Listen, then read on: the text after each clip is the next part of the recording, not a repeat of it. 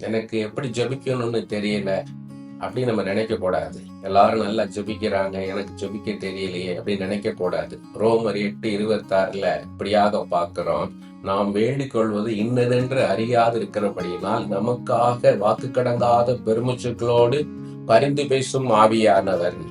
ஆண்டவரே நம்மளுக்கு ஜெபிக்க கற்றுக் கொடுப்பார். நம்ம செய்ய வேண்டியது, ஆண்டவரே நான் எப்படி ஜெபிக்கணும் எனக்கு கற்றுத்தாருங்கப்பா, ஆண்டவரே ஜெபிக்க கற்றுக் கொடுப்பார். அதன்படி நம்ம ஜெபிச்சா போதும். ஆண்டவருடைய வார்த்தைய, வேதத்தை நம்ம இரவு பகலா படிச்சுக்கிட்டே இருக்கணும்.